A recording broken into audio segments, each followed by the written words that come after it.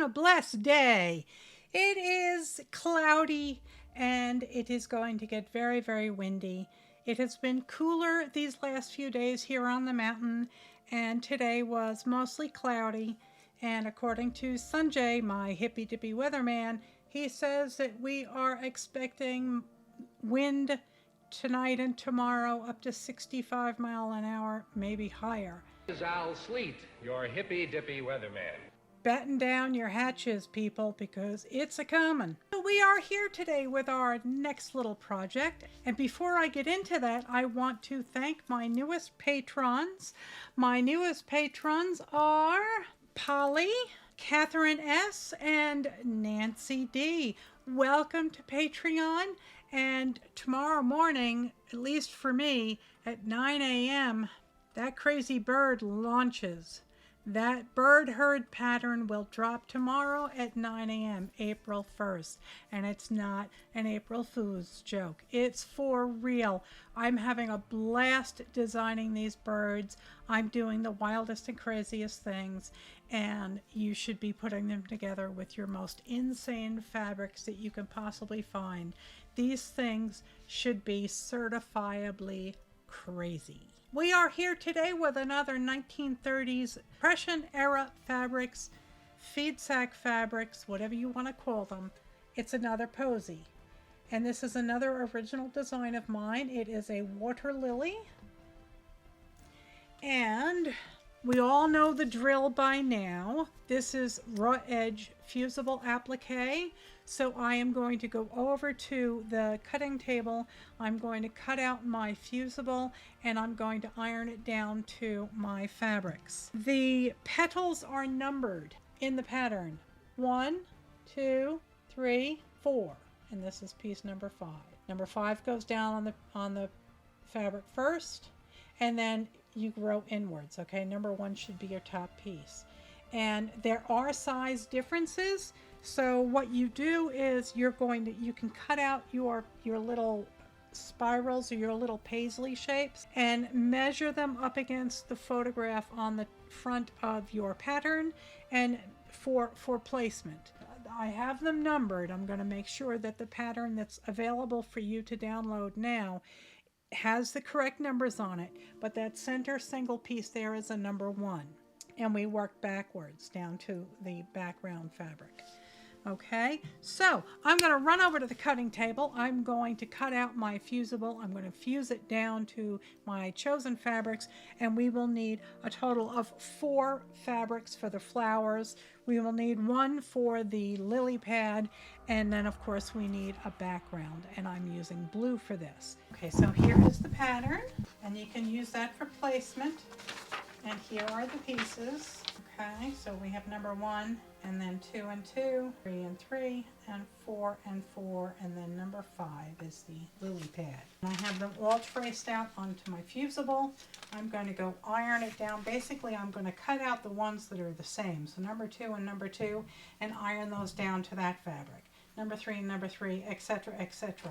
And I will be back to cut it out as soon as I'm done with that. I have my background square on top of the printed front, and I'm just going to give myself, using a heat erasable pen, a Frixon pen, and I'm just going to measure, like here is the bottom of the water lily petal, and that gives me some place to start. And I have all of my pieces down to scrap size, and that's the piece I've decided to use for the lily pad. Mr. Dinky is in the doghouse. I came into the sewing room to this. That's probably several hundred feet of thread, and it was all over the room. It was wrapped all around the sewing machine. It was wrapped around the sewing table. It was wrapped around the legs of the chairs, the legs of the tables, wrapped around the wheel of the cutting table. It was absolutely everywhere. It took me like half an hour to wind it all up and find it all. So he's in the doghouse. He's sitting right next to me, but okay. And one thing I'm going to admit to, like, I do this a lot. I did not reverse this when I printed it out. So we can go over that now. I will also insert a graphic into the video here at this point that shows you your printer options, and you'll see that I have highlighted actual size. Make sure you print your patterns out actual size, not fit to page, not scaled, actual size. Otherwise your pieces aren't going to be big enough. And if you want them to show up exactly as they look here, then you have to mirror the template. This is fine. You can print this out any way you want, actual size, so you can use it as a placement guide. But the template pieces, the little paisleys, all of these dealy-doos, those should be printed in mirror. But I am going to wing it because the other one is just like it, and I'm fine with that. Cut out the rest of these and then we can play with placement until we're happy. Oh, I didn't know that was going to happen. I'll show you this in a second. So that's right. That's cute. That'll be in the center. Okay, so let's see. Yeah, you can see that it goes there. And then we'll cut out number 4 first. That's the one that goes over the lily pad. Birds are chirping like crazy. I do believe spring has arrived to stay this time, and I think that my lilacs should be blooming by next week. Okay, there are our pieces, and I have ironed in half both ways so I know where the center is, and you just want to eyeball the center. Now I have to go tear all the paper off too, so what I'll do is I'll show you how to do that, and then we should be good to go. I take a straight pin and I don't dig, I just drag with some attitude, and that gives a split to the paper. Okay. And then it just peels off.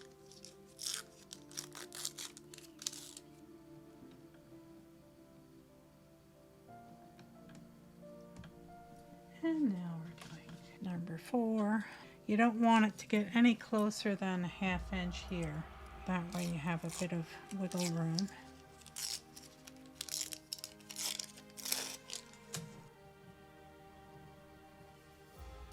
And if you have a light box, you could lay this fabric on top of the light box with this behind it, and then you could use this to place. You could take a Sharpie and color the outline of the pieces that you're working on. That way you know which one you're working on. And of course these are flowers and they're not in perfect symmetry. That's 2. These are 3. They're the ones that go on next. Again, I'm just doing a score, not digging, just enough to score the paper.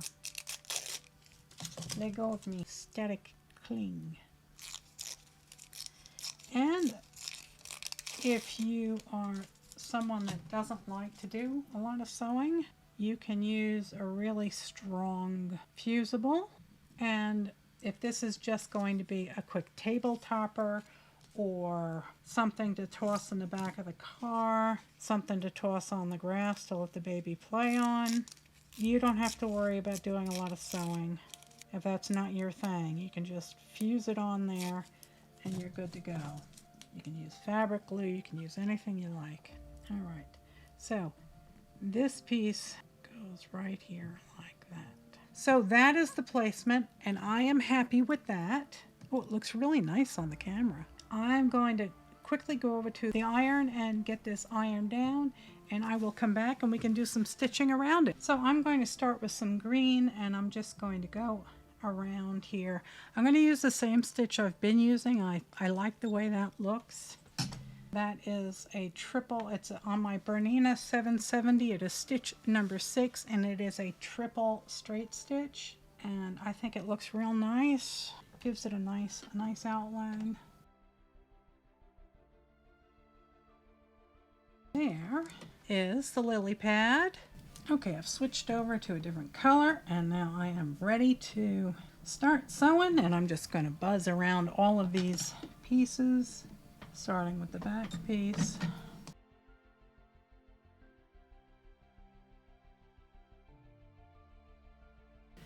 And as always with these patterns, you can customize them any way you wish. You can add more petals, you could add less petals, you could change the shape of them.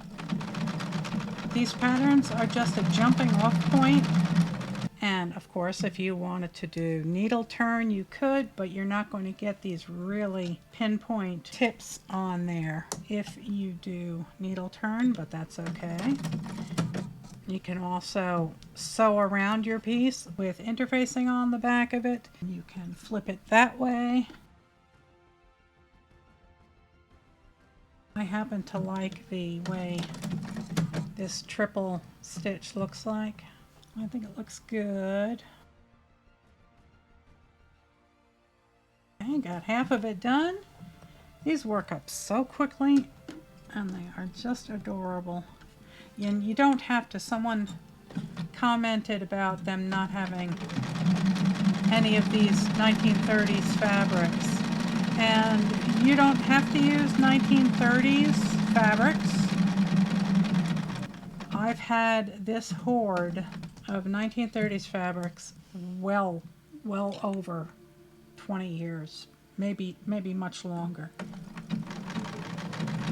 And I wanted to use them for something. I hadn't used any of them. And I'm trying to not hoard, and I'm trying to use up what I've got. I've been collecting fabric for 40 years, maybe longer. Been a quilter since the 70s. It's time to use stuff up.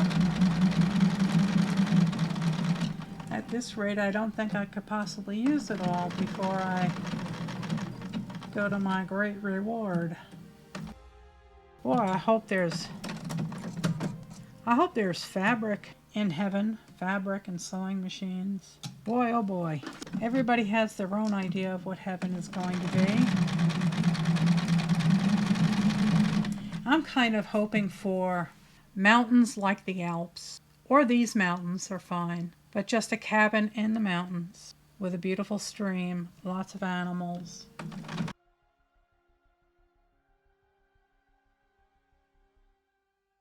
And there you have it. That's pretty quick, huh? Pretty quick. I like it a lot. And here is the other one. The other one I did in pinks. And again, if you have a really good fusible, really strong glue, or you want to use some fabric glue or something, you can glue these down. You don't have to sew them down. You can do hand stitching if you like. Just have fun with it. And again, this is a jumping off point. You don't have to use 1930s fabrics. And you don't have to use really strong fusible. As you can see, this piece for some reason didn't fuse at all. Don't know why. Maybe it's because my fusible is so old. I think it's older than my grandson. Alrighty, YouTube, here it is. I think it's adorable and I think it's lots of fun. And you can make it as fancy or as simple as you like. Use whatever fabrics you like. You can change the petals, you can add petals, you can take petals away, you can make the lily pad bigger. This is just a jumping off point for you, and I hope you enjoyed coming along with me on this block. The next one, I'm going to give you a sneak peek because it's so... One really dingy. A gracious hello. I'm going to give you a real quick look at the next one because I really like it. It's going to be like a Rose of Sharon. I'm calling it a rose, but to me it looks more like a Rose of Sharon, but the traditional rose patterns, that's kind of what it looks like. And I used hearts to make the whole flower. So you will see that next time. So I want to thank you all so very much for coming along with me on this block. I hope you are enjoying the series as much as I am. You can see the other ones back behind me, and you can see there's that bird. Yes, sirree. April 1st, 2023, 9 a.m. If you are among the top 2 tiers of my Patreon, you will be getting that bird pattern tomorrow morning. And then again, on the first of every month, a new bird pattern will come out, or a new project if we are done with the birds. Please do consider joining. I'm also trying to post devotionals, and I'm issuing a challenge to my patrons. Go out and find God and take a photograph of it. And I am a little dismayed with Patreon. I thought it was more of a two-way street instead of me just stuffing or shoving content at you. I thought it was more of a community, and I'm finding out that it really is not, that patrons can only respond to my content. So I have refurbished and refreshed my Facebook group, The Flock. So you can go on over there. The link will be in the description.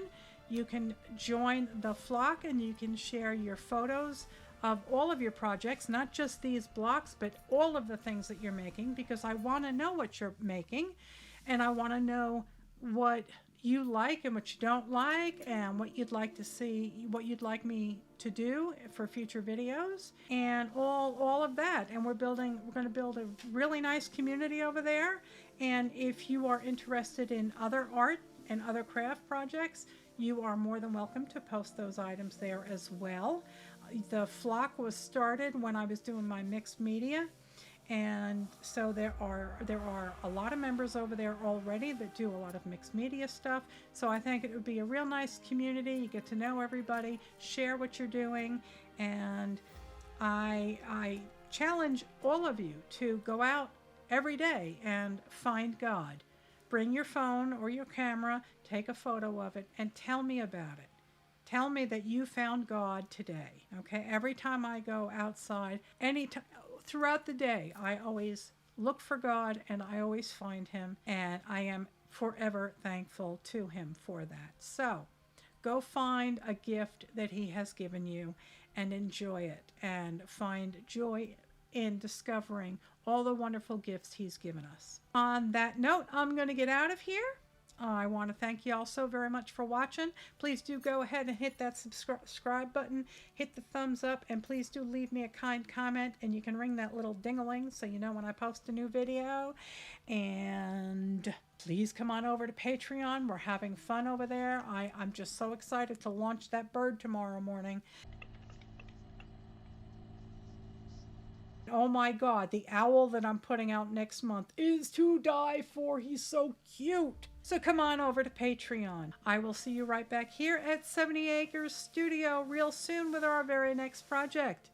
Until then, have a very, very blessed day. Have a very, very blessed week. I will talk to you soon. God bless. Good night, Elizabeth. Good night, John Boy.